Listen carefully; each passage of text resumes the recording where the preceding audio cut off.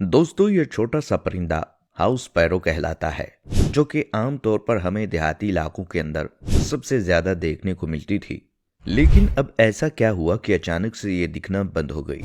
मार्च 2011 में express Tribune के अंदर एक रिपोर्ट पब्लिश की गई, जिसके मुताबिक खास तौर पर साउथ एशिया के मुल्कों इंडिया, पाकिस्तान, बांग्लादेश के शहरों के अंदर इनकी आबादी लगभग खत्म होने के करीब है। और ये खबर इंतहाई खतरनाक है, क्योंकि अगर ये चिड़ियां हमारे माहौल से गायब हो जाती हैं तो ये बात याद रखें कि इंसानों को ऐसी जानलेवा बीमारियां शुरू होंगी जिसके बारे में हमने आज से पहले सुना भी नहीं, और ना ही उनका इलाज मुमकिन होगा।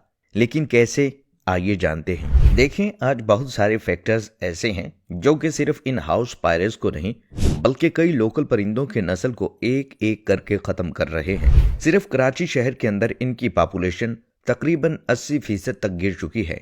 बिल्कुल यही हाल भारत के अंदर भी है, और वहां पर भी इनकी पॉपुलेशन 80% तक गिर चुकी है। 1958 में चाइना के लीडर माओ ने एक ऐसी गलती की थी जिसकी वजह से 4.5 करोड़ लोगों को अपनी जान देना पड़ी। दरअसल हुआ कुछ यूं कि चाइना के अंदर अगले 15 साल का एक मंसूबा बनाया गया कि इकोनॉमी को तरक्की देकर इसे अमेरिका और बरतानिया के बराबर पहुंचाना है। लिहाजा उस टाइम एग्रीकल्चर की परफॉर्मेंस को बढ़ाने के लिए माओ की हुकूमत के अंदर ही ग्रेट स्पाइरो कैंपेन को चलाया गया, जिसके मुताबिक चिड़ियों, चूहों, मक्खी और मच्छरों को बिल्कुल मारकर चाइना से खत्म करने का प्लान बनाया गया।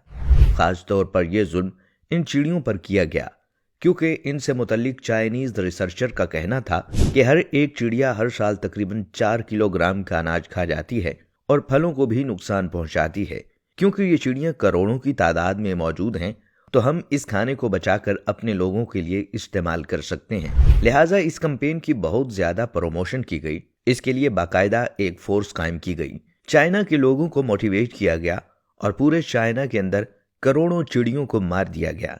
इनके अंडों और घोंसलों को तबाह कर दिया गया और अगले 2 सालों के अंदर इनकी तादाद लगभग खत्म होने के करीब आ गई।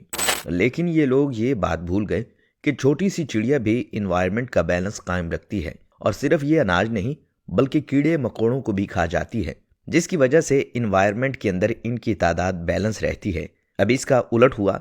देखते ही देखते कीड़ों की तादाद बढ़ने लगी।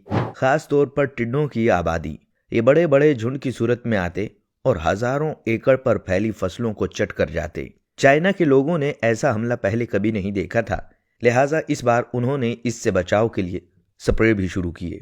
लेकिन ये स्प्रे उल्टा फसलों को जहरीला करके मजीद खराब करने लगे और इनकी पैदावार भी हद से ज्यादा गिर गई। फसलें इतनी ज्यादा कम हो गईं कि लोगों को खाने के लाले पड़ गए, कहत पड़ गया और लोग भूख से मरने लगे। इतनी बुरी हालत हो गई कि लोग सिर्फ मट्टी खाकर गुजारा करने लगे। आखिरकार माओ ने तंग आकर 1960 के अंदर यह प्रोग्राम बंद कर दिया, लेकिन अब तक बहुत देर हो चुकी थी। 1958 से 1961 तक तकरीबन भूख की वजह से 4.5 करोड़ लोग मारे गए, और इसके पीछे सिर्फ और सिर्फ एक छोटी सी गलती थी, और वो ये थी कि परिंदों को मार देना। और इस वक्त बिल्कुल यही हालत हमारे मुल्क की होने वाली है।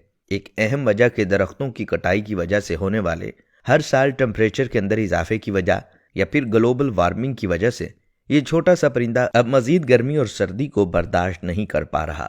शदीद गर्मियों के अंदर लोगों ने अपनी छतों पर पानी तक रखना छोड़ दिया है, जिसकी वजह से ये छोटा सा परिंदा भूख और प्यास की वजह से दम तोड़ रहा है। लेकिन अफसोस कि आज इस बारे में किसी को भी कोई फिक्र नहीं है। बाकी आप इस बारे में क्या सोचते हैं? अपनी कीमती राय का इजहार कमेंट सेक्शन में जरूर कीजिएगा।